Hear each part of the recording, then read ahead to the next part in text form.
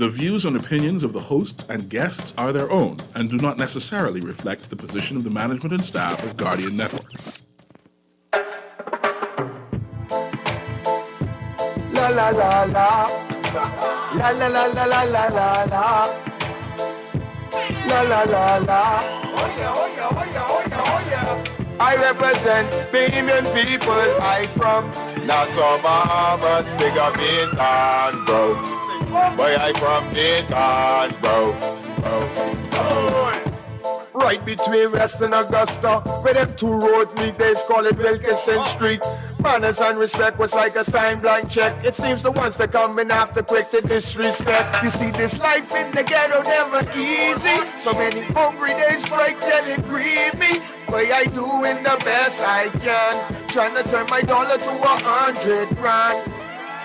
I represent the ghetto people. I from Nassau, Bahamas, big up in town. Good night, Bahamas, and welcome to Guardian Radio 96.9 FM. I'm your host, Valentino Brown, aka Scoochie Scrooge or Scroogey. Telephone numbers tonight on Guardian Radio are 323-6232, 325-4316. 325-4259, and you can text us at 422-GR96. And also you can look us up on Cable Bahamas, and you can tune in and listen to a nice, wonderful show on Guardian Radio. I hope each and every one of you are enjoying yourself here tonight. I met a lady last week, Empress, let me see if I can remember her name. Garnell, Empress Garnell. I met her by Sticky a few days ago, and she was quite excited to meet me in person. I want to say the same to you. You made my whole day that particular night. Yes, it shows that people are really appreciate what you're doing to help influence the country to make some right decision, and that, you know, to them.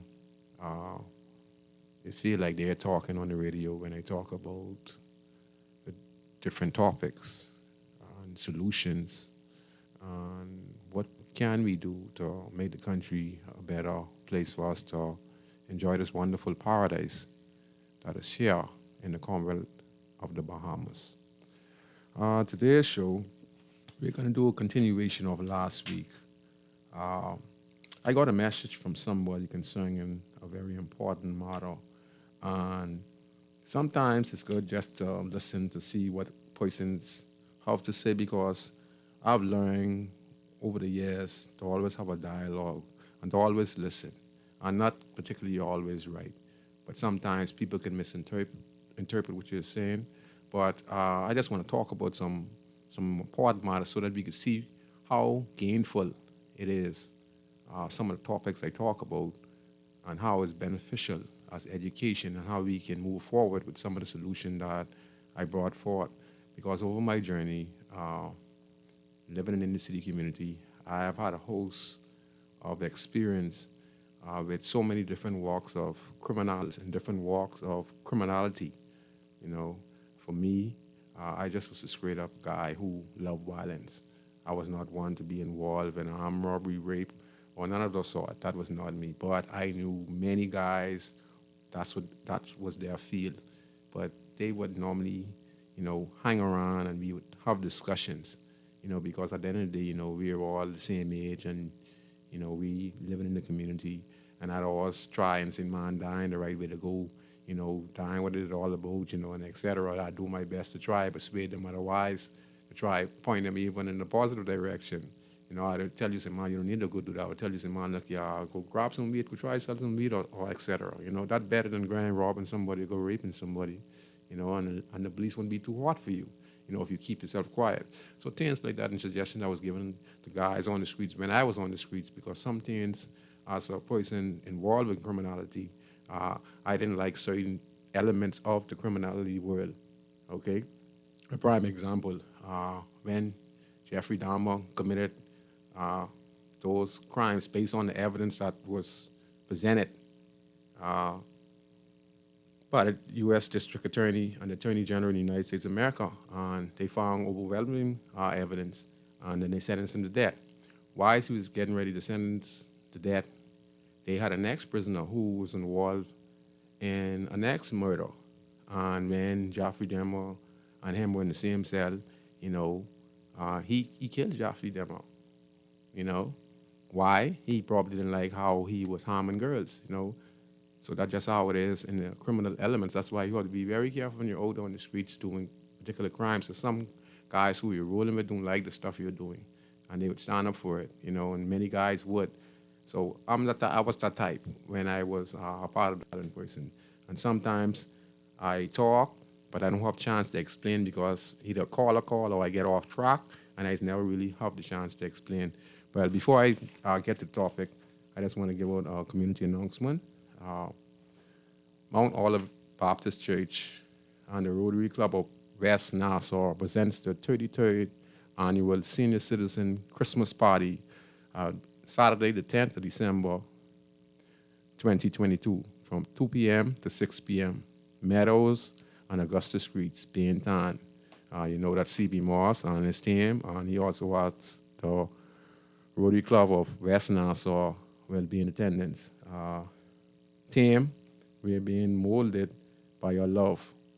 They'd have a carol service, they'd have delicious meals, good fellowship, and exciting gifts. I think they said they're going to have the Ramming Brothers, famous Bayman gospel singers, to also perform. At least they've been given their time for the past few years at the Bainton Senior Citizen Christmas Party, Saturday, 10th of December. So all those who live in Bainton, Meadows Street and Augusta Street, Finnison Street, C.B. Moss is inviting each and every one of your grandparents and your mom to come out and have a wonderful meal at Meadows Street. Also, Pastor Dave will also be having a Thanksgiving meal. All right. Let me see. No, that's not it. That's the wrong one. I'm sorry. But anyway, I'd give an announcement on that as the show begins. Let me find it for you so I can get that out of the way.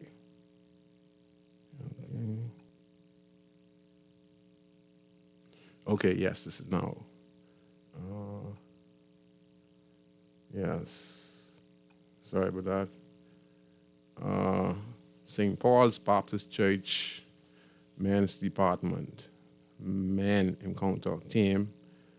Man, it's enough. It's now or never. Saturday, the 3rd of December, 2022, 6 p.m., St. Paul's Baptist Church, Bernard Road, Fox Hill. Topics include: why don't men listen?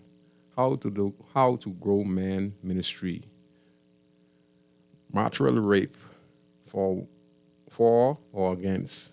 Equipping men to find their purpose. Man and crime. What is the solution? What is the solution? Helping young men to avoid the gang culture. If man can get milk free, why should he buy a cow?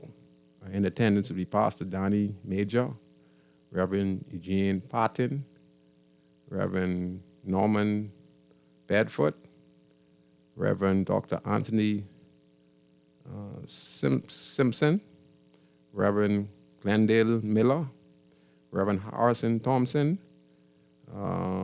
Elder David Williams, Director of Hurting Man Ministry, and Attorney Viva Delavo, Man President of the St. Paul's Baptist Church, and Pastor Carol Ramming, Senior Pastor at St. Paul's, where the event is being held. So we have men who are trying to focus on men, and we need to put all our attention to refocusing the mindset of men and females in the country. But it's good to see that men are sticking up, because we sure see the woman, they're getting their bill passed. Equality, as you can see, and they're getting the big posts. We are seeing Speaker of the House, Speaker of the Senate. We are seeing tremendous growth in the development of women in the Bahamas. So men look like we're getting left behind, so we can't get left behind. These ladies are really doing a wonderful job, and they are fighting for equality. All right? So, man, we are losing the battle, so we need to focus. And that's why the prison reform is so important. And before I begin that topic, let me begin where I left off last week so we can get a good understanding. The Minister of National Security, Honorable Vane Monroe, is spearheading along with the acting commissioner of the prison, Mr. Clare, on programs from the previous administration and this administration. This administration is accelerating.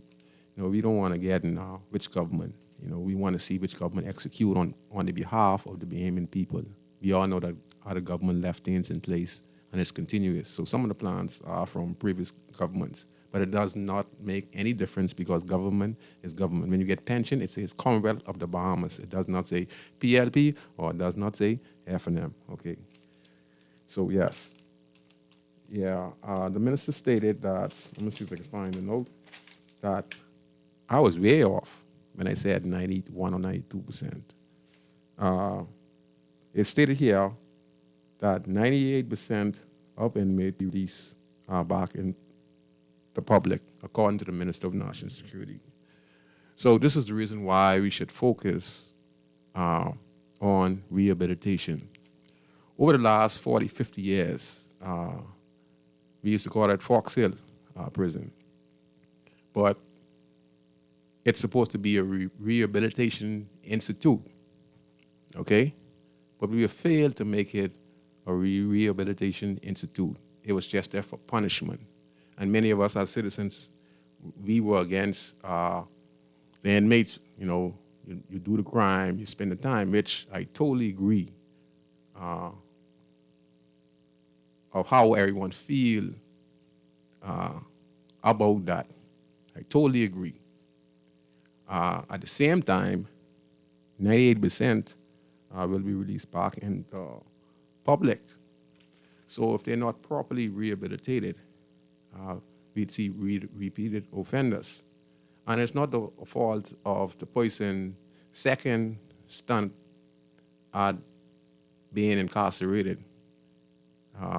It probably because we probably didn't have the right correctional programs in place to monitor and to see, if this person is doing a 5-year stretch, see what the crime that he or she committed and say, let's check their background history and see what led to this person making this decision against the next Bahamian, which in turn costs thousands of dollars of the court time, hurts the victim it hurts the victim because you can excruciate pain, you can excruciate death, you can excruciate, suffering, and loss of life, special to that family and to, that community.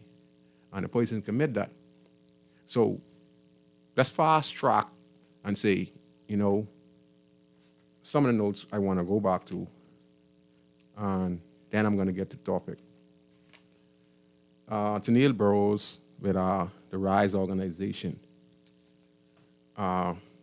They just recently was having an interview, and they were speaking on the fact that teenagers charged with the murder of a 13-year-old boy being remanded to the Simpson Pen for boys. The Coalition of Child Advocates, COCA, RISE concerning for other residents of the juvenile correctional facilities. So we have some kids up there the same age or 14 or etc., but they are different, means they are at high risk, means they are very violent and cannot be controlled. And they are put in an environment where you have kids who are less violent and less prone. So you have a situation where you have some that are uncontrollable and some that are controllable. The set who are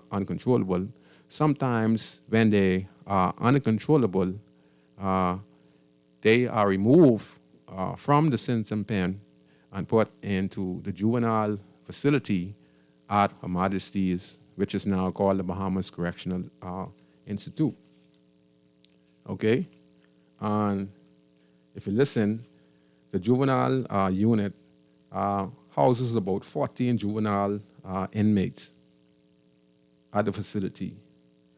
The prison now is trying to revamp unit based on the survey done by the American Correctional Association here in the Bahamas. They did a structural assessment at the prison, and they said that it was unacceptable. In return, the government of the Bahamas has decided to put measures in place and do programs and upgrade the prison infrastructure. And they want to increase the remand center at the juvenile unit to 25 inmates. Not only that,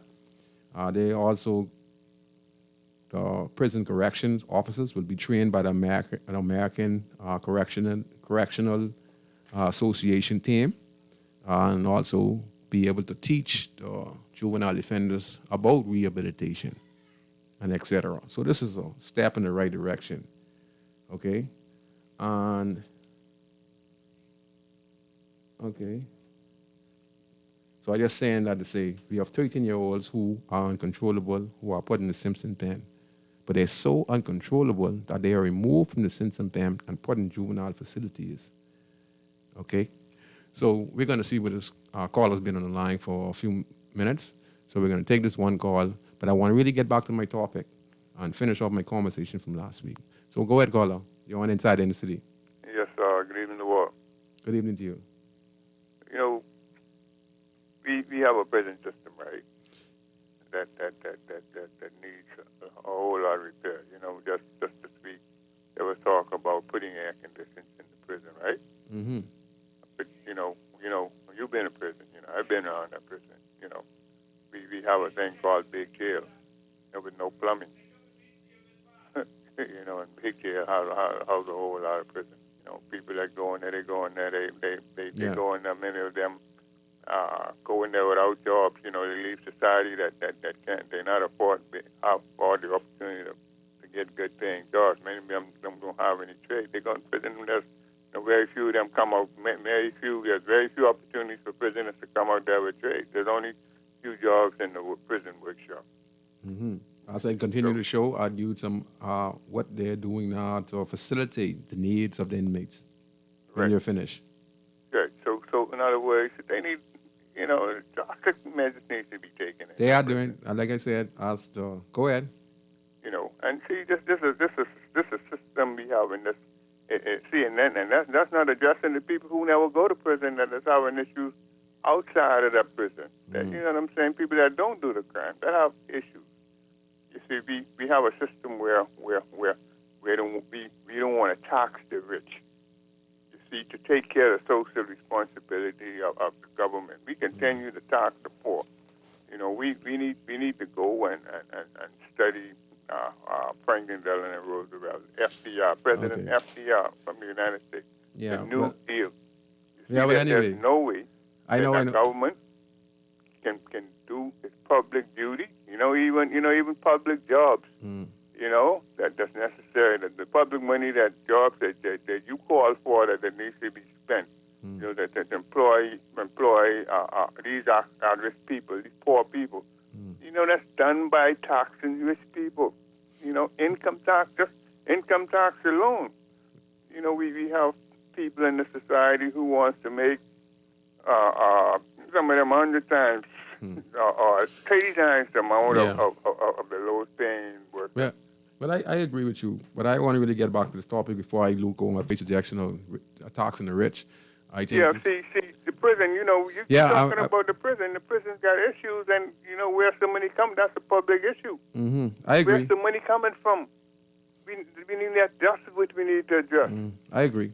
You see? Until we address where the money's coming from, where it should be coming from. See, we in this country, we are, a conservative country, and that's not a good thing. All of our governments are conservative. All of our politicians are conservatives, and, you know, there's no hope for us.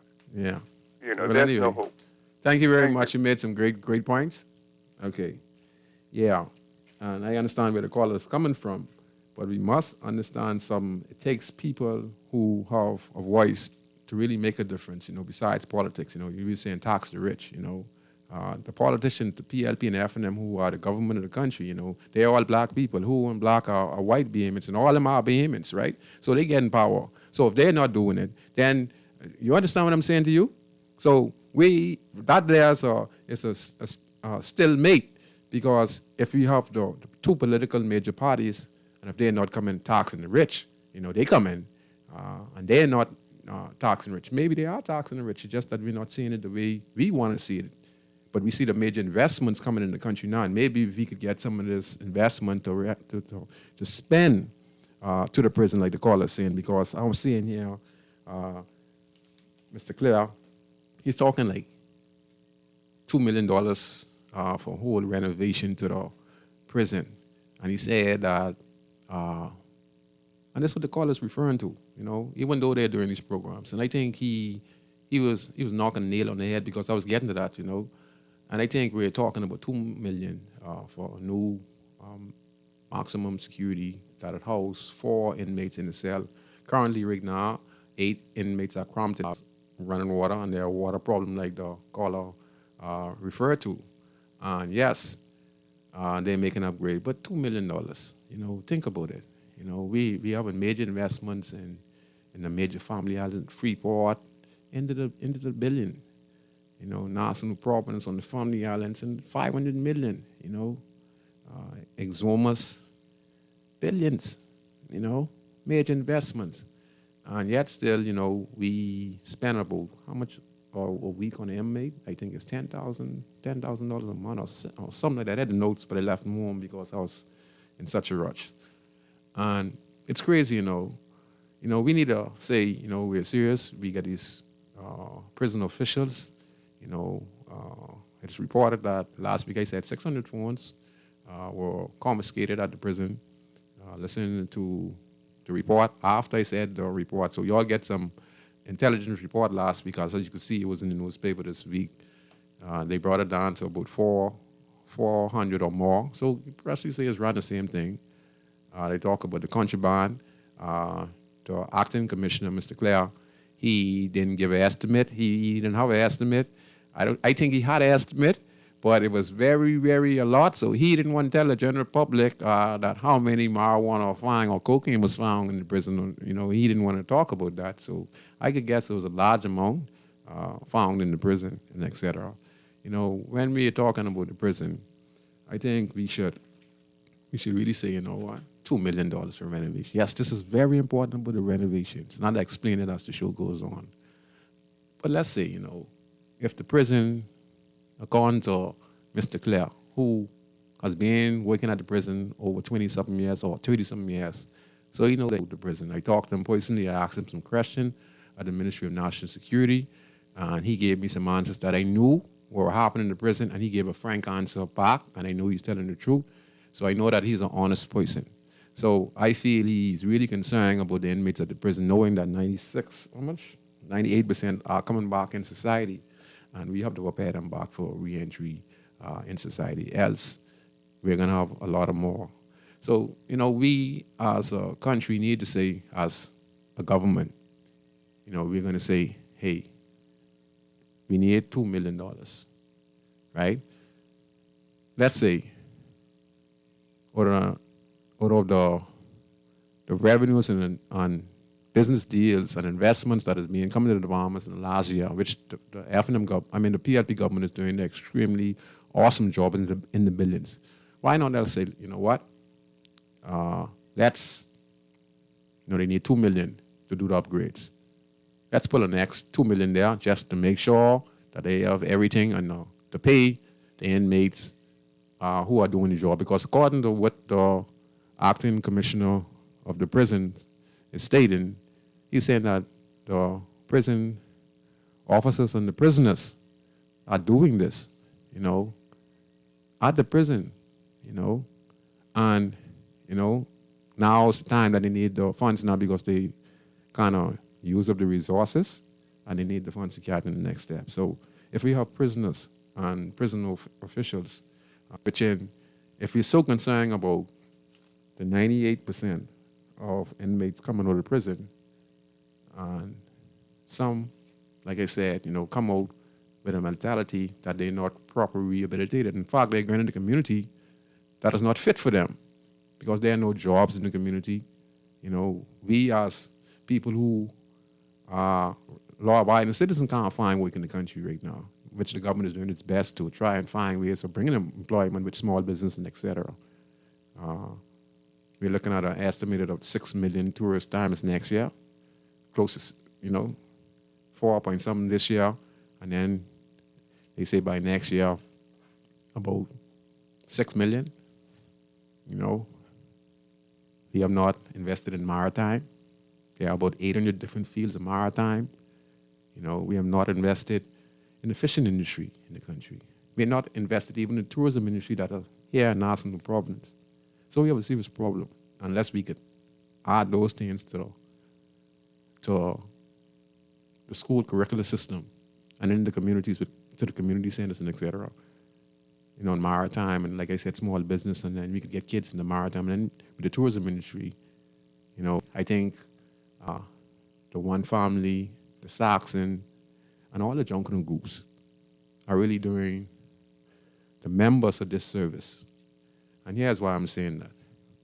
The leaders who are of these particular organizations, they have a great opportunity. They don't know what they have. They have Junkanoo.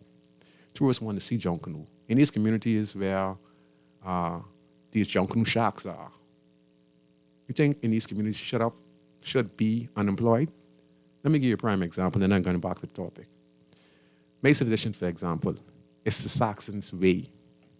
They have many different shacks, and all of these guys are talented, building costumes, building Junkanoo doors, and etc. Why isn't it we have about 500 guys who are talented selling their artifacts and Saxons' way? You understand what I'm saying? Same thing with One Family. So when the tourist comes through Saxon Way, which is right down, they come down the 66 steps, you have different walks of art and craft and wood carving along the side of the streets in your yard. So we ain't even understand Junkanoo, and that's tourism. See, make my mind think, my mind open, and that's how we could bring unemployment down in the country. Mason Edition, Baintown, and Grandstand, we're closest to Bay Street. And if we could just harness the tourists to come about 100 steps, and we can make that community a safe place, we'd get ahead of our crime problem and change the mindset of our youths, because we'd be involved in maritime, we'd be involved in farming, we'd be involved in fishing. But the most important, we'd be able to make American money right in our communities, at our doorsteps. You just have to clean up your community, make sure the community is safe, make sure there's no dialect beef, you don't have no insect, if you're selling food. Clean the place right up, and you work together and do not row and fight one another. Two different walks of art and craft people. It's close to, in 2017, 2016, we had 7 million visitors visit our shores. If we could harness some of that money to come over in the inner city community, do you think we'd have some of these problems we face today? All these social problems, like abuse and all this stuff, will eventually deal with itself, because I am able to have a living. I don't need to stay in the house. I'm a young kid. If I'm getting abused at home, I sell coconut, and I make up to $50 to $100 a day, right? I have people who I could talk to. So eventually, I could go someplace else. Or if I'm home with my husband, I'm with my wife, and she's treating me bad, but we have income, we have a business, we can make decisions. It's just the way that. You understand? So that's all I'm saying. Maritime, agriculture, fishing industry, and the tourism sector. There's so many different tourism, how should I put it? There's so many, you got snorkeling, you got tours, you got Airbnb, you get restaurants, you get nail technician, hair technicians, massage. There's so many things we can do to create honest opportunities in our community, but we have to think out the box. I just wanted to say that and get ahead of the problem. Okay, now let me get back to the topic. Yeah, last week I mentioned two persons in particular. I mentioned Cole. I mentioned one, Eduardo Ferguson, who known as Kofi Goodman. The two of these young men have had high prolific cases in the country over the course of their careers. And if you watch the news, this is not something I saw. This is what everyone else saw. And I'm not the one who brought none of these guys guilty. It was the jury. It was the police who did the investigating. It was the jury. I want to say, to me, when they said guys are monsters, I wasn't referring to these two young men in particular. I was referring to the fact that when we talk about the 13-year-old in juvenile facility that I was talking about, and they're uncontrollable at the age of 13 at the juvenile facility and has to be transported to the prison because they are unruly. If we're not following the trend and monitoring these young men, and we allow them to go through the system, eventually they will be uncontrollable. And when they hit the prison, and they the Minister of National Security stated 98% will be released back into society, and then they go back in these communities. And because of the psychology of facts, not knowing that these persons probably have post-traumatic stress or they have mental issues. So my reference when I say Eduardo Ferguson or Goodman or Timothy Cole, I mean that if we follow their careers at that age, you would see that these guys actually had a mental health issue, but was never diagnosed because at that particular time, we were not in those kind of research. We were just in the punishment, and we add insult to injury. And when we send them to prison, right, they get hardened rehabilitation measures put in place, and they get hardened up there, And like I said, I remember my friend, Eduardo Ferguson. He changed his name to Kofi Goodman. He and I were good friends at D.W. Davis, along with many of our classmates at school. Me and him were close. I used to walk with him from D.W. Davis in Beantown to where he lived. And me and him were good. So when I was referring to him, and I said, Eduardo Ferguson, I was referring to him in our relationship. I was using him as an example that we always asking why someone would commit these crimes. Like I said, I didn't brought him guilty. The police did the investigation, and the jury convicted him. And I only go by what everyone say, but I know him personally, and to me, he was a good friend to me. And we were in school, and this was like in 1989, 1991 at D.W. Davis. And there was some new students came to D.W. Davis from C.C. Sweden and T.G. Global, which they closed down.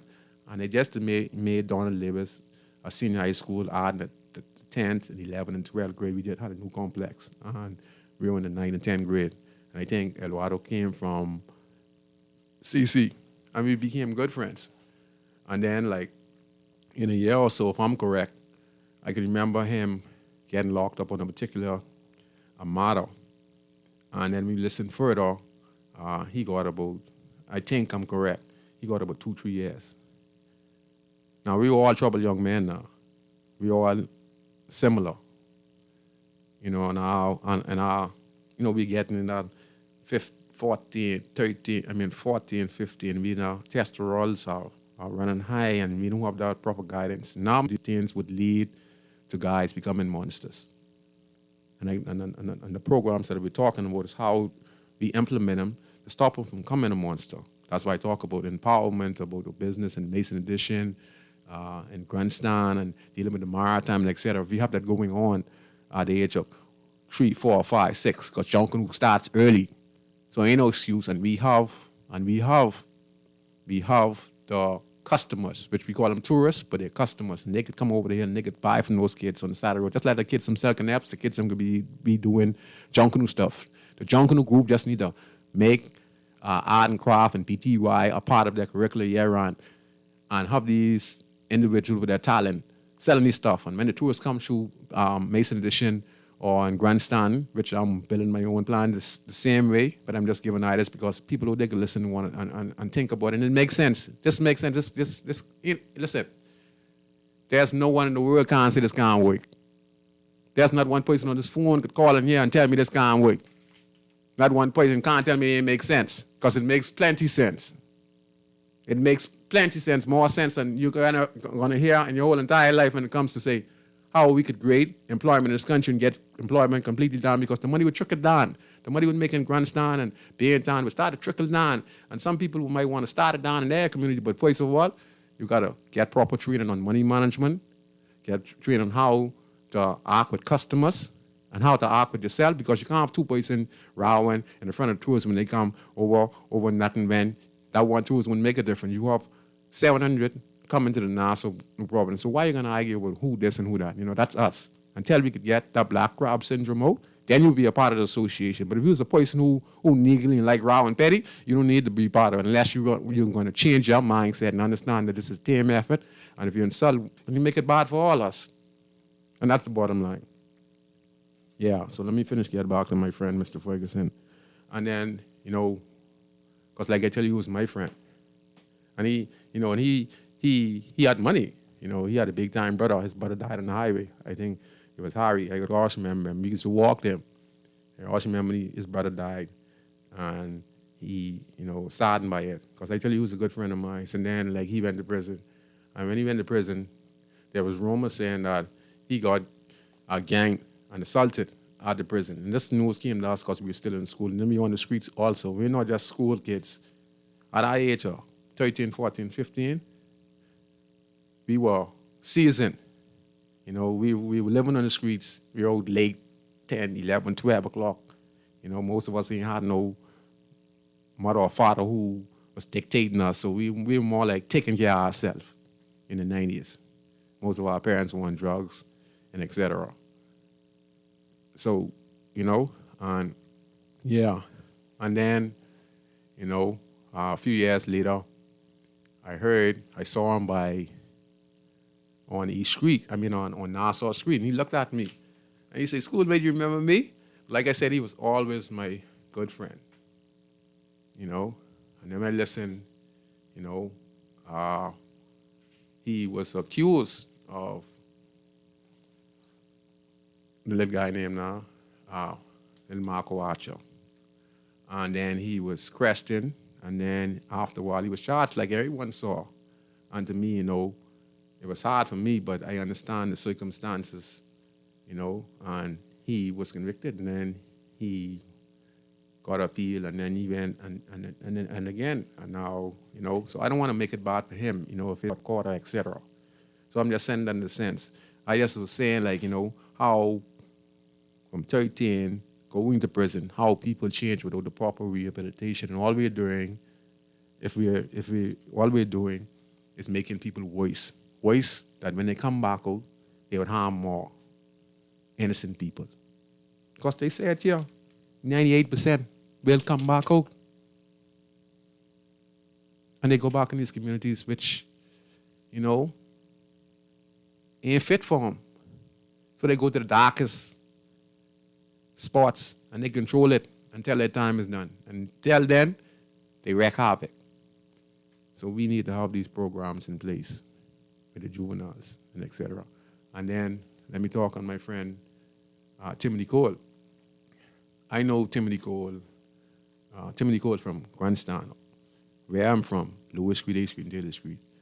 I know Timothy Cole from when I was a little boy. Timothy Cole asked me about 4 or 5 years.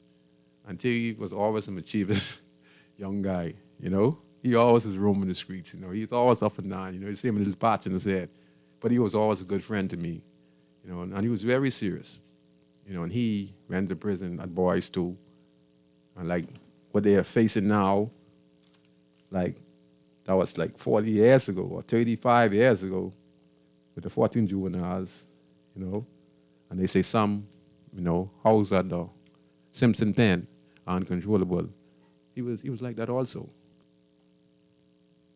the family structure was done messed up because, it was a drug era.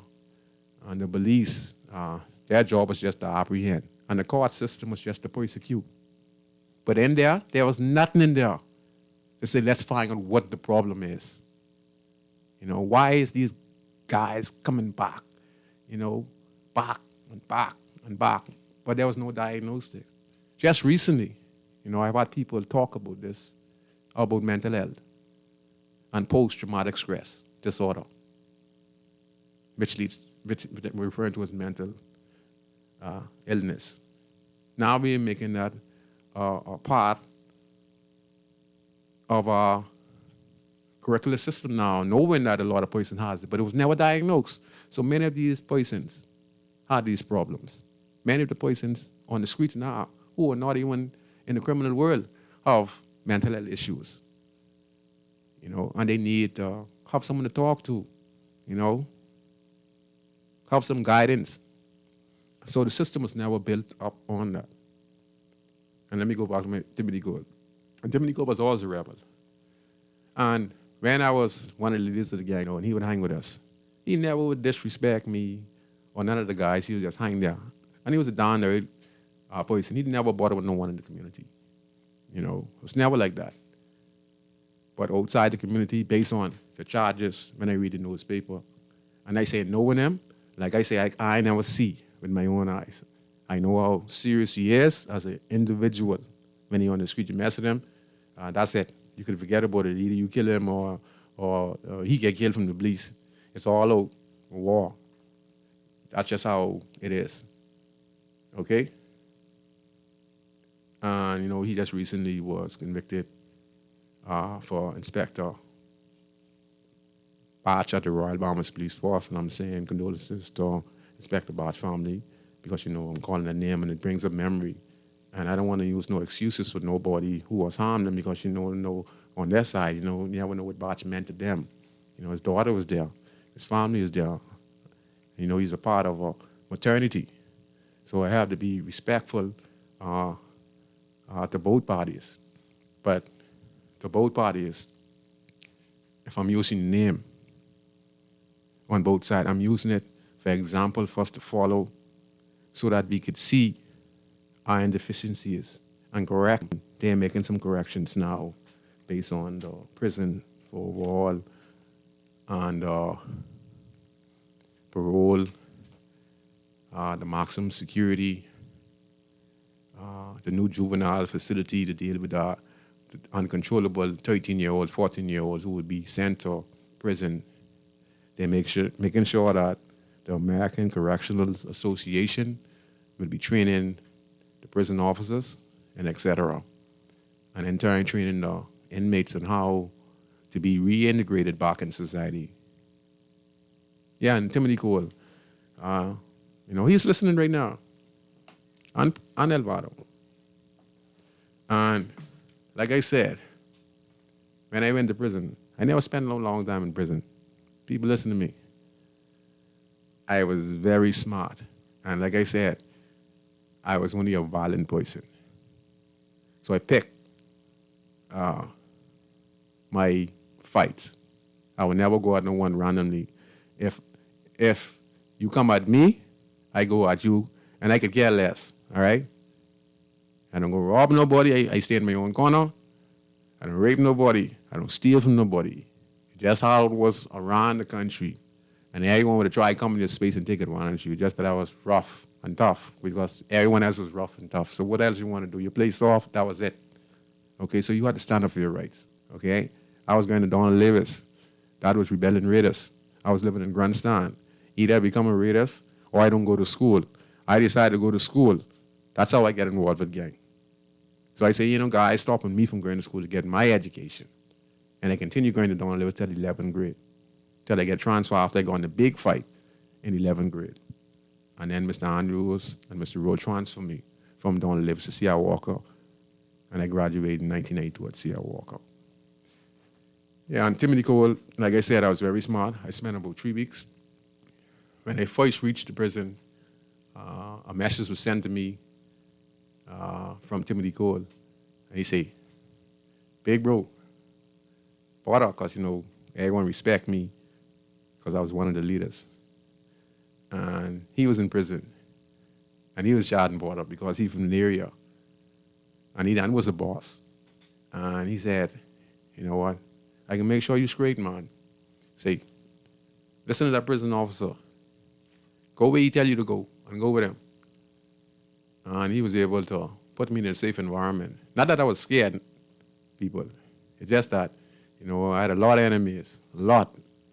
I talking hundreds of enemies. I ain't talking no 1, 2 guys. I was a terrorist. I had all kind of enemies, all type. And when I went to prison, I was every one chance. Because the prison was more gun dogs and raiders than border boys, because border boys was more elusive. We wasn't getting charged no offenses because guys would not report on us because they don't get us so bad. So they never talk about the stuff, what do you do to them, just for them to catch us and poison. That's how it was back in the 90s, All the going to the police and pimping and talking to one another. That wasn't around in the 90s. That come around in 2000 with the 2000 babies. Yeah, so Timothy would look out for me. You need anything? And he tell me, say, don't use the bathroom, Scoochie. Say, if you use the bathroom, I could always remember this. Say, if you use the bathroom, this was going on when I went to prison. Say, if you use the bathroom, them guys will gang you. So he told me, say, stand in front of Benji said. Benji is Samuel Moshe McKenzie, our uncle. He's now deceased. Both of them now deceased. And he was a big time, inmate at the prison. Famous on the streets. And he told me stand in front of the cell. And I got to always remember this. A guy came and he tell me, say, boy, look here. Say, you go, come here. Look here. What you dealing with, man? Say, man, the prison officer say, go use the bathroom. So he come to me, Tell me, say, I got to use the bathroom. So, I just look at him because I stand up in the front of the cell. And he going back bopping. So he see that I ain't wake, so he come back next 3 minutes. My boy, say,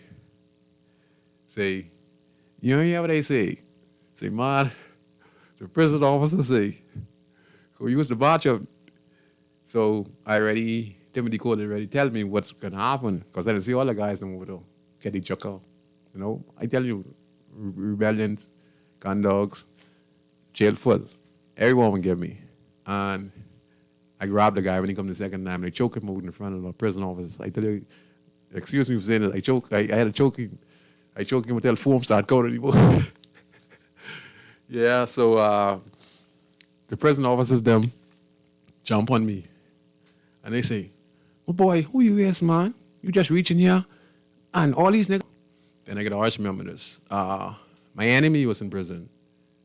All my enemies. Then on the radio side, I always remember Kelsey Lundy.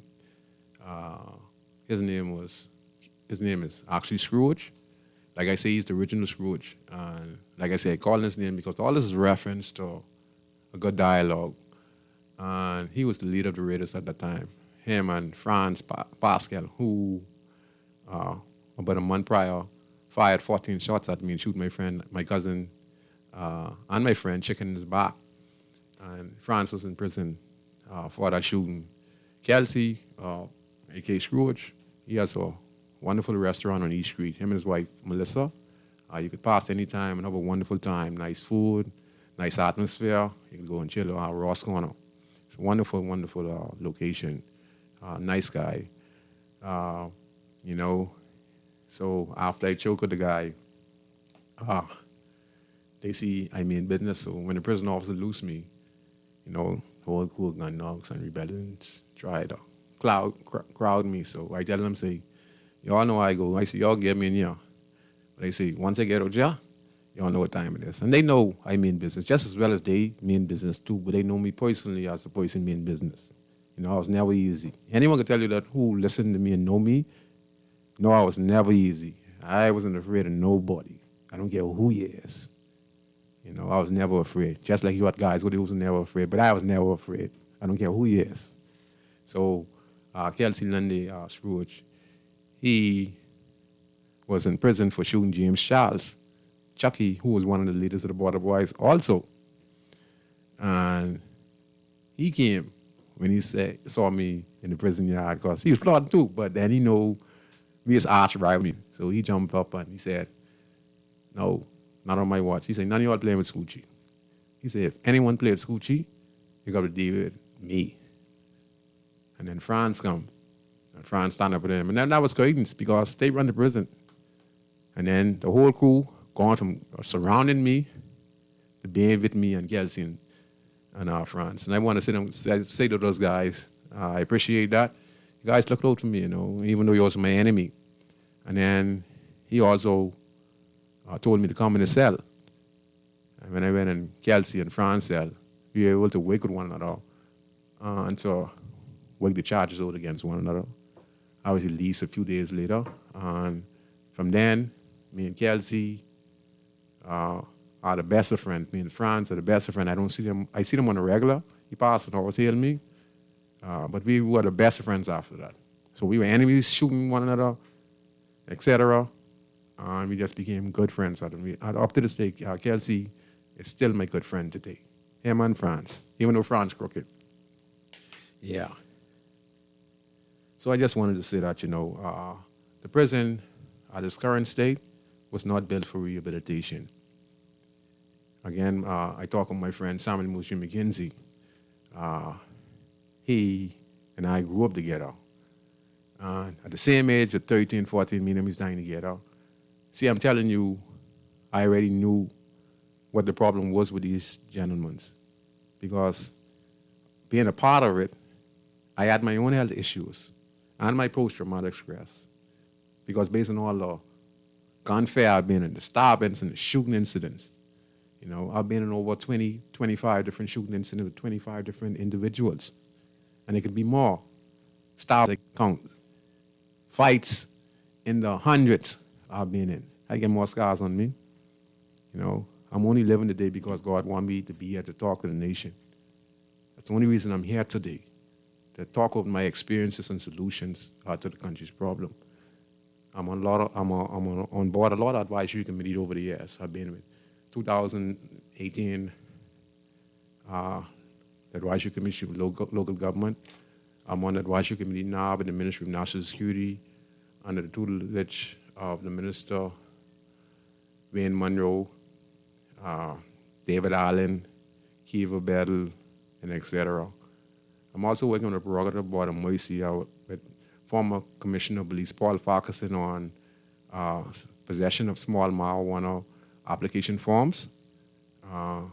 He's working through me to get those who needs to get their police record clean for small possession of marijuana to apply. So if you have a small marijuana possession charge on your police record, or you was locked up around the COVID-19 for the COVID-19 protocol violation, you could apply, and I'm sure they would approve your application. I'm on the advisory committee from the Urban Renewal Board, again. So I'm on a lot of different advisory committees, and all I'm doing is using the same input to talk to the powers to be, to write down these ideas and hope they make them a part of the solution, which they are. And many other persons, are listening as the part of being an advisor. You don't get paid for being an advisor, but I have fun because I know I'm helping make change, and that's all it's about, because I know if we'll be released, then we better fix the prison, we better fix the community. And I gave a solution how to fix the communities. And there's other ways to fix the deeper part of the communities. Because some of those communities can clear down, and you could build mini malls and help people build small businesses on the side of their houses and etc. There's a lot can be done, and it's up to the citizen too. And I want to encourage the citizen of the Commonwealth of the Bahamas. You live in these communities and there's nothing happening, right? Make something happen. Abandoned houses and yards got to be turning into green space. Make them into coffee or tea or a little ice cream, etc. Take your time and just clean up the community. If you clean up the community, you come up with creative ideas. Something will work for you. Trust me. Just think. Think about becoming your own business owner. Think what could work in your community. Just think. you know? Just think, you know? So I hope everyone understand when I'm talking. You know, I don't want to set Timothy Cole out to be the bad guy or Eduardo Ferguson or what you call him, Kofi Goodman as the bad guys based on some mistakes that happened in life. But if we study and follow those guys from the age of 13, 14, 15, they would have been diagnosed with post-traumatic stress or mental illness. And then we would be able to get in their head, but it was not being diagnosed till 30 to 40 years later. And there are many more of them. So, producers in there will take a break. So, I'm Valentino Brown, aka Scoochie Scrooge or Scroogey. Right back after the break. Grieve me, but I doing the best I can. Trying to turn my dollar to 100 grand. I represent the ghetto people I from. Nassau, Bahamas, bigger, but I from Dayton, bro. Don't take no back talk, no bribe or no joke. If you find fire, you definitely find smoke. Dayton, bro. But I from Dayton, bro. Dayton, I say up and running. Caliban say my boy don't ever give in. 7 years of farm and watch the crops them coming. True they see a humble thing, the lions sleeping. But they ain't for no reason. Only Jones Construction and Development Company Limited hereby notifies all motorists and pedestrians that Celery Drive Road will be closed to the public on December 2nd and December 3rd, 2022, as a result of road paving exercise at the Andre Rogers National Baseball Stadium. Motorists and pedestrians are thereby advised as follows.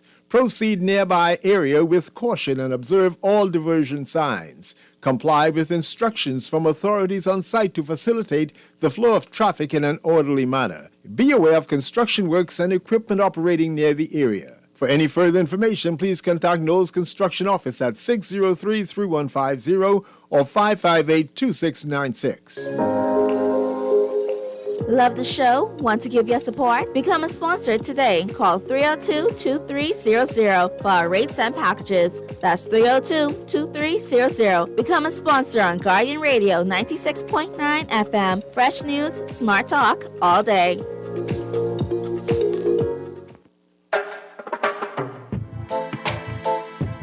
La la la la.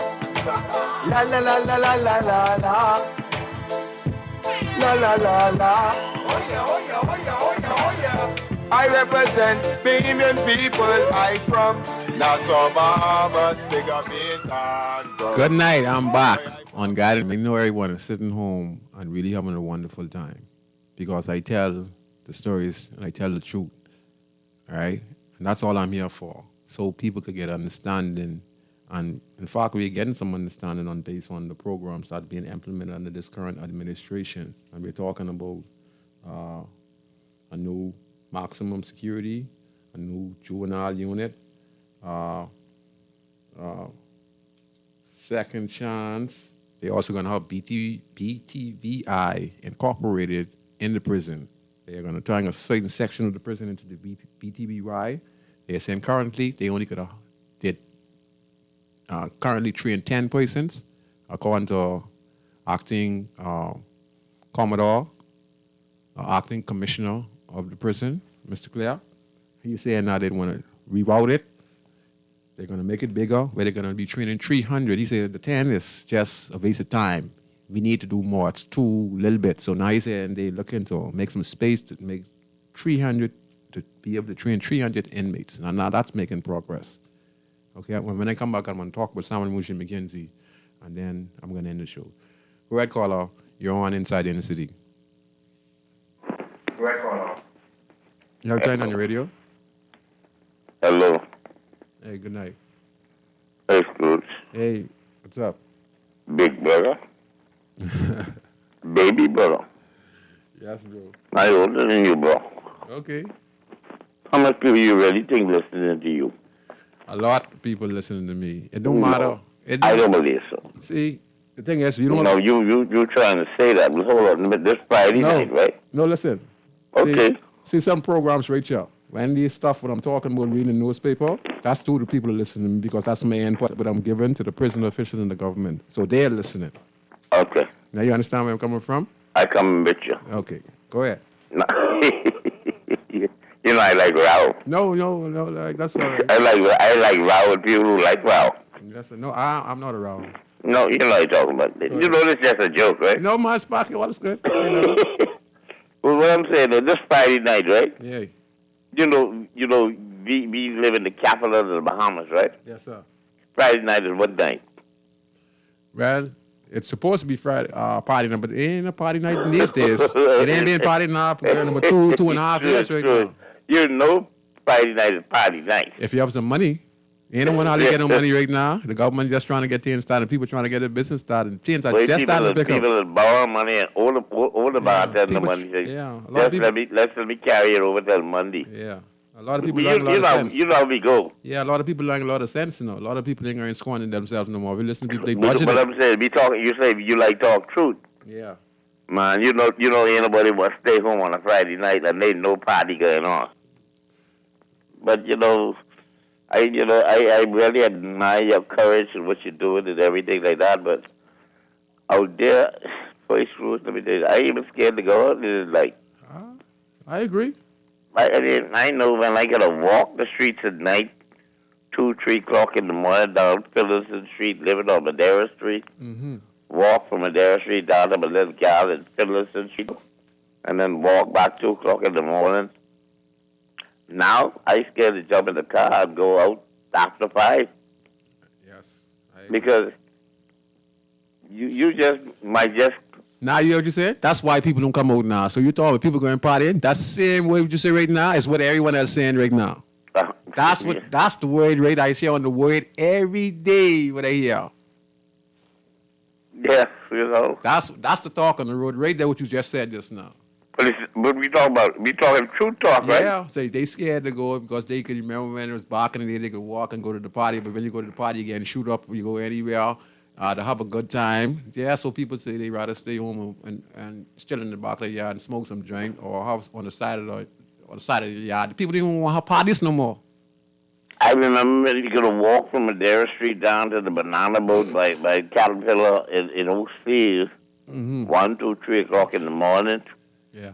And then stop the Keats and thing on the way back. Walking, Yeah. You see a little girlfriend or something, then you gotta stop and drop her off. When I say drop her off, you ain't got no car and then y'all walking. Yeah, so that's when hardly no cars they spot. Yeah. Sit on the porch with the lady on your little lap and thing like that. Get your little smooch up and thing like that, and then she go inside, then you go home. You can't do them kind of thing no more. Mm-hmm. Because you might be doing that, somebody get mad when what do you call it? When dark tinted car pull up on the scene, 3 fellas exit the car, shoot up the porch, carry Sparky and the gal, and nobody know what's going down. And you want people to go and you saying people ain't this on a Friday? You think people stupid? People scared to hang out in the day. Yeah, of course, Sparky. Because with the high unemployment, with that people stagnant, don't know what to do. Sparky. Yeah, but the thing is, the fella, I unemployed, you unemployed. Uh-huh. So you find one gone. So you coming on my porch, I sitting on the porch, I ain't got no job. But you coming on my porch to rob me and I ain't got no money. Well, it's like this. And then you go shoot me. What you shooting me for? I ain't got no money, bro. That's it. If the guy checking, you ain't getting money, he can shoot you. If he checking, you get money, he still will shoot you. But why they don't go shoot the people who got all the money? You know why? Listen why. Because you could pray on your closest avenue, and your avenue is in the inner city community. Pray on your brothers and sisters who ain't getting nothing. But, I'd wait for Friday night because... See, you it's so scary in this little town. Yeah, I know that. You know what scares me? Yeah. This little town, only 21 by 7 miles. This is a conflict zone, see? That's why I'm doing what I'm doing and speaking out. You understand? This is a conflict zone.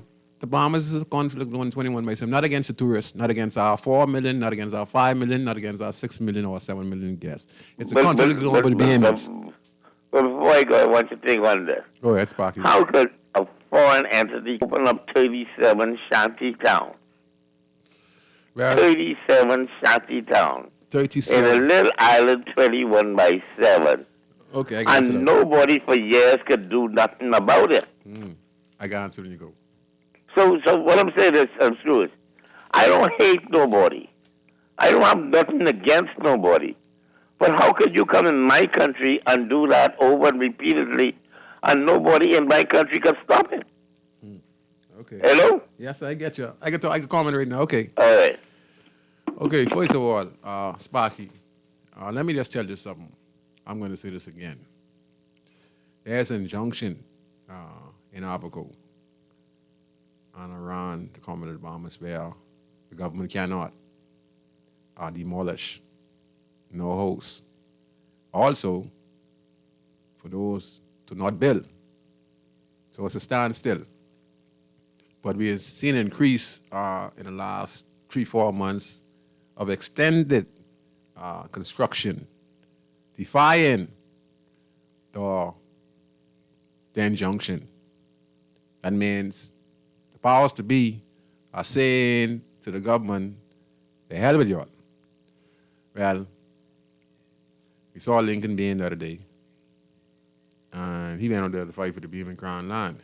He agitated the government, and they say you got to be gone in 3 to 4 weeks. People who have been there for 20 to 25 years, and they were Bahamians because people were going there cutting down the pine trees and deforesting the forest and polluting the water table and making a lot of money with the coal. At the same time, dirtying the place right up with trash and abandoned cars and etc. Right? Like I said, he's probably a little too aggressive. You got to know how to negotiate, but he's his own man. And, he upset the government when you listen to the minister, Mr. Warren Miller. He stated that it's the Bahamas government crown land. And so that means it's not the Bahamian people crown land, it's the Bahamas government crown land. And then we saw the Minister of National Security, the Honorable Ian Munro, states that he was the one who gave the 3 to 4 weeks, and he stated that this is the Bahamas Crown Land. So the Bahamians don't own the Crown Land. It's the government of the Bahamas, whether it's the PLP or FNM, that owns the Crown Land because the Prime Minister of the country is the one who controls the Crown Land and decides who he's going to give the Crown Land to. So that is Crown Land or private land in Abaco. So the same force that the Royal Bahamas Defense Force and the Royal Bahamas Police Force and the Minister of National Security, the Honorable Ian Munro, did with Lincoln being in the screw and Bahamians down there to vacate, and they put military force of the defense force, which is to carry out the orders of the Bahamas government under the Minister of National Security, Honorable Ian Munro. And they did that, and I guess there's no more people in that part of Michael Road or on government Crown Land. For the issue in Abaco, in the shanty towns around Andres and etc., those restrictions need to be followed. Reason why, it goes to voting. We have a lot of Bahamians who have Haitian descent, who have voters card. If you listen to speeches by members of that community 3-4 years ago, I think 2-3 years ago, about a year before the general election, the interview, you would see where saying certain Haitian Bahamians to vote PLP. So that's what it is, and no one really wants to touch on the matter, but we have to deploy our defense force officers.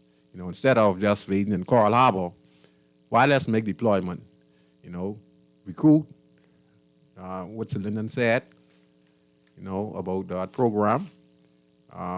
Recruit about 1,000 cadet defense force officers, train them for about 6 months to a year. They'll still be going for training for a year, 6 months. 6 months they could be deployed because they undermine. Make sure they're paid properly, and make sure that the Royal Bahamas Defense Force officers are paid properly. Give them an increase. Also, like I say, deploy them about captain, 2-3 trained officers, veteran officers with all their equipment, deploy.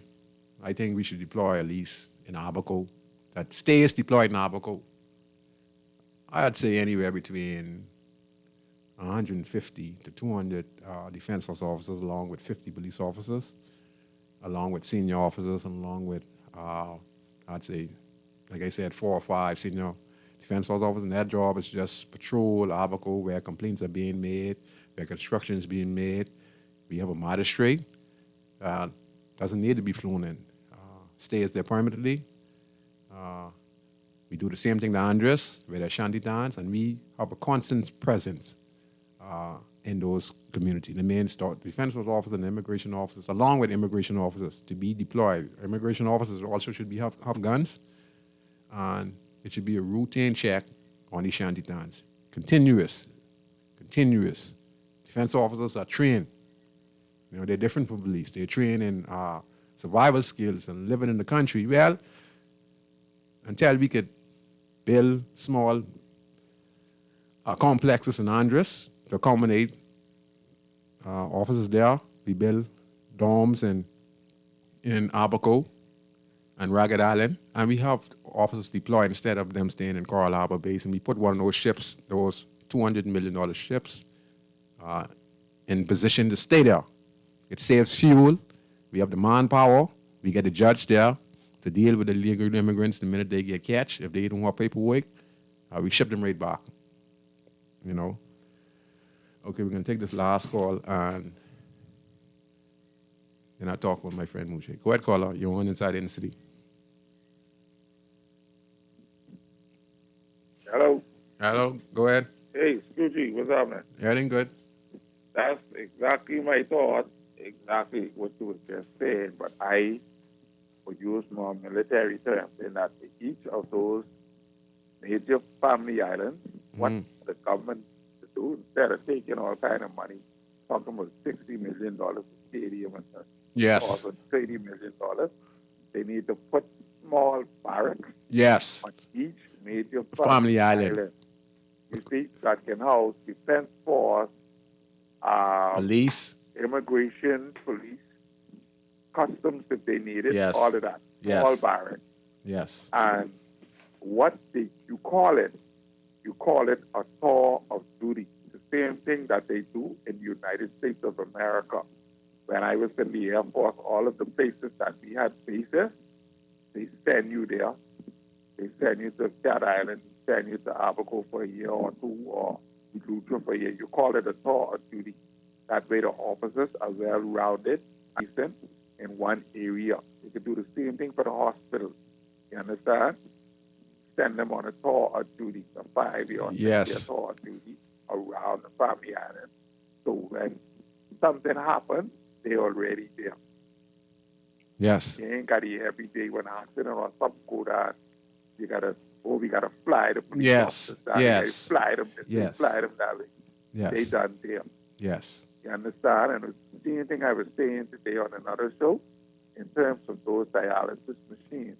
I don't know why at least all of those major family islands don't have at least one dialysis machine on them, because after the patients then get settled in the Nassau, they can relieve the congestion at PMH and the outstation and send those patients back to the island where they born, grow, and where they comfortable. Because a lot of them dying from stress alone being in Nassau. And that's mental illness. And that's mental illness. Huh? And that's mental illness. Exactly. Scrooge, I know some of those dialysis patients from the island, especially Eleuthera. Yes, sir. They used to try to go home every weekend. And you know, that's kind of tough. Not expensive. Dialysis 3 times a week, right? That's kind of tough. Wow. I know at least 2 or 3 that got tired in Nassau and coming, and they went back home to die. Wow. They actually gone home and never returned. They died home. Sad.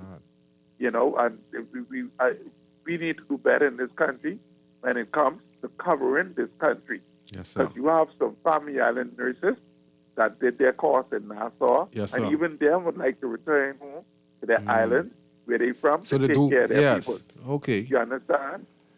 But I agree with you. And people like nurses and police officers and them Yes. on tours, Stationary, yes. And then, and things. yes. Thanks for taking my call. Man, it's my pleasure because you guys are so wonderful, you know. It shows me that I'm on the right track when you guys call in and verify, you know, the solution because, you know, like I said, it's not about being right or about piggyback on points. No, it's about carrying the country forward with productive solutions and make sense. Now, tell me this stuff when you talk about make sense today. Huh? The gentleman just stated that the dialysis, people of dialysis, they travel from the family island and they, you know, can't make it. Get turning back, you know, bad weather and just go back home and die. You think it's right now for someone to leave Andres or Abaco or Inagua to come way to the Bahamas to use a dialysis machine? Each of the countries that are populated, you know, we get $1 billion investment. We got to make each family island that has a population that we feel in proximity with their Airbus, with their dialysis machine, with a clinic, you know, with their own police, defense force officers. So that if a hurricane was to happen, we don't have officers in that vicinity, you know, to be able to converge on Abaco. So we got, what you call, with defense force officers and police on quick response. We had a ship and helicopter and manpower. And then you would have technology to be calling NASA and to communicate to the other family islands where our next barracks is set up. You know, and communicate and be able to bring assistance. Instead of assistance taking 7, 8 hours, assistance can be within an hour. You know, and we have to think out the box. We need ambulance on the family islands. You know, I see the other day when the German tourist, and we should be embarrassed for that. And the gentleman, I'm glad you talked about that. And I want to say to the German family that lost the life of the German in Andres, you know, by one nincompoop Bahamian who was just liking people things, you know, and made a big mistake and has damaged himself, not the Bahamas, you know. And we saw on the news where they put the deceased body on the back of a truck, you know, on the family island. Andres, being serious. These MPs who are in Andres, they need to start to speak up. I mean, they might have them, but each settlement or closest settlement needs to have one in vicinity. You know, you can't have just one ambulance for the family island. Settlements long, so you have the stationary stops where you have the ambulance and etc. You know. So yes, you need your clinic, you need your defense force officers, you need your nurses who want to go back and serve, you know, and we need the technology to be able to have a dialogue in Andres on a screen, you know, like the Zoom. You know, if there's an incident, surgery needs to happen, they could do a surgery there, and they could go on the screen, wide Zoom, and they could talk to the doctor in Nassau and get information, et cetera, and et cetera.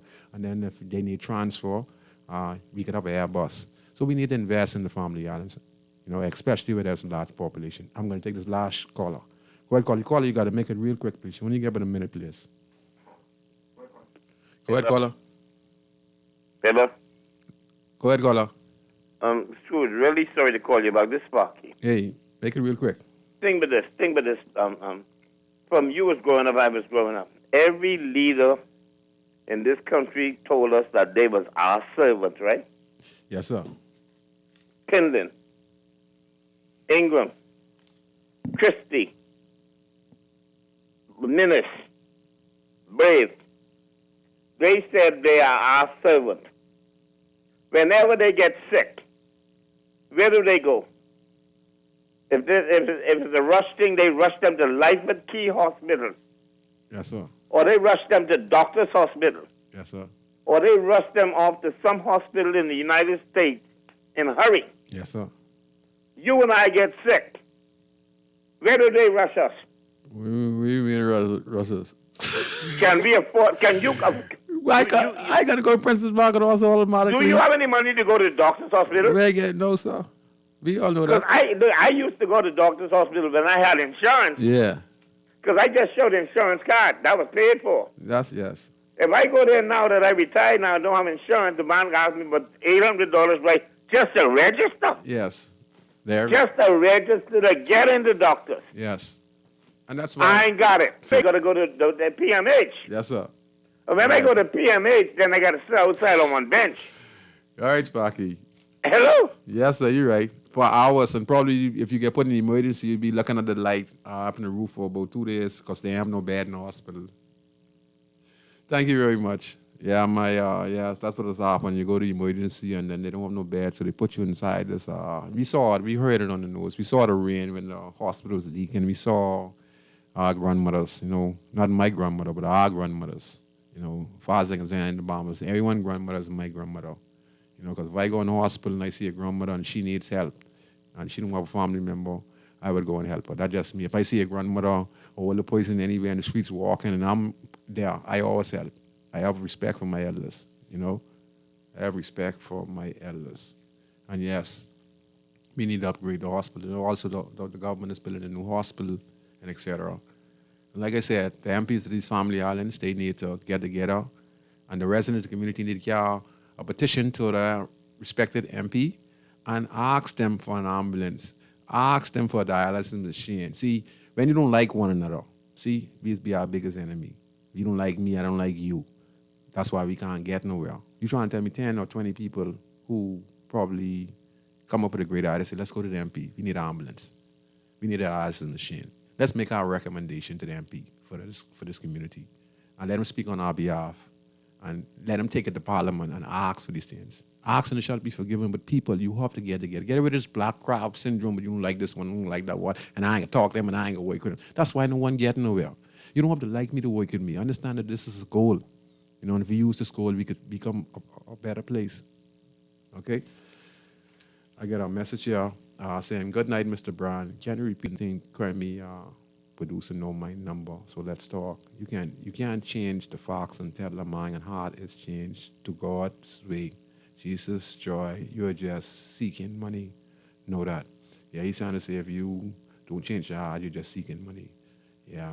I'm glad I was one who was never seeking money, because if I was seeking money, I'd have been rich a very long time ago, because a lot of ideas and stuff like that I could get paid for as a paid consultant.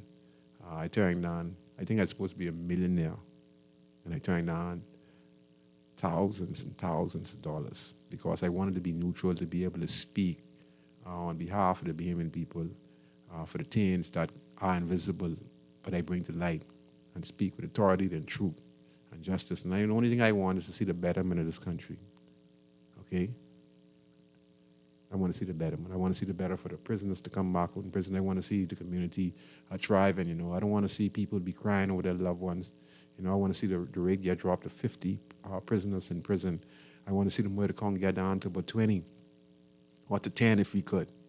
I want to see job employment go down to 0, because we have the capacity to bring unemployment down based on the maritime, based on the tourism industry, and based on the hotel, and based on our trajectory surrounded by sea. All right? Last thing I want to talk about is Samuel Mushin McKenzie. Me and Samuel Mushin McKenzie grew up. He was my neighbor. He went to T. Gibson. I went to T.A. Thompson. We went to D.W. Davis in 1986. Samuel McKenzie dropped out in about the 8th, 9th grade. Went to prison, went to boys industrial at a very young age, about 14. In between, started to do little small crimes. And this is one of my best friends. And this is one of the nicest person you could ever probably meet. But other than that, like I said, he himself had a mental issue, but it was never diagnosed. Check his story, he's charged with murder, spent 2 years, come out 6 months, go back to jail for the next 2-3 murders, win the cases, come back out the next 2 years, back again, next 2-3 murders, or whatever, charged with some he ain't do, some he do, or some involved with, and he left a period of about 20 to 30-year period where he was before the courts and was sentenced once for armed robbery, possession, and possession of drugs, but never for murder or attempted murder. But he was just remanded straight through. So all those times he never looked and say something is wrong. Why this guy keep on coming back? And every time he comes back, it's for high prolific crime. Why? What is the problem? And I like to tell you, check his childhood, check the community. Drug era, single parent, living in the community that's drug infested. No programs, the system against you. You know, the police job is only lock you up. The court system is just bring you guilty, all right? And society would scorn you. And prison wasn't for reform.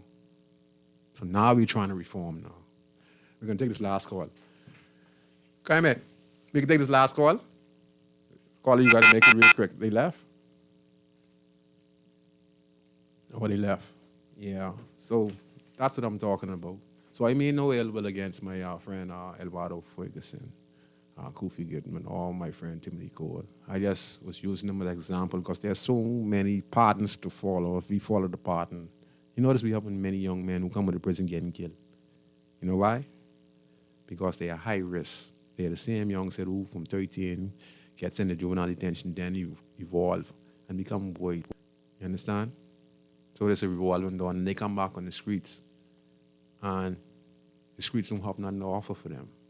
Either they're going to get killed, they're going to rob somebody, go back to jail, or someone's going to kill them for killing someone's family member, and they can't fit. And then many of them lose their minds.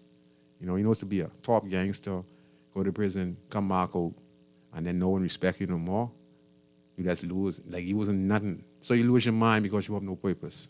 All around I've been seeing it. All around I've been seeing it. You know, so if you don't have no purpose in life, I want to say this to all the young guys out there who are involved in crime. You're selling your little weed and etc. Or you're out there as a hitman or a gangster. 30 years from now, imagine this. You have no house, no car, no money in the bank, no roof over your head, and you can't pay rent, and you're sleeping in an old car. You think that make any sense? This is what happened to many guys out there. I've seen it. That's why I'm trying so hard to have a purpose, to build my restaurant, to have some revenue. So think about that. If you get old, being a top gangster or a top drug dealer, and you invest your money, just say you sell a little bit of marijuana because you want no choice. You can't get no job, you come out of jail, right? So you're going to selling marijuana. You can't say I want to sell marijuana for 10, 20 years. Say you put 5, 6 years in it, make some money and invest in one convenience store and change your life around. You know? Don't continue. You know, that's what most guys do who come with the prison. Most guys come to the prison who can't find a way, they go and sell a little half a bag and sell their drugs. But they get confused from being a person who's a gangster. And being a gangster and selling drugs can't work. You're supposed to be able to work a smooth operation where the police is not involved. Where the police can say, you know what? The guy ain't causing no problem to his community. You know, gunshots, no one breaking into no one's house. You know, there's no complaint. So the police will just say this. Let me go hail him every 3 months just to see if we can catch him off guard. But we know he's doing something, but he ain't causing too much problem. But if gunshots, shooting and people getting shooting, murder on your card because of your friends, you bring heat to yourself. And when the police come to your spot, they bust you with a gun, they bust you with drugs, and then you have to go to the next area, and then that's where you get killed because you're out of your neighborhood.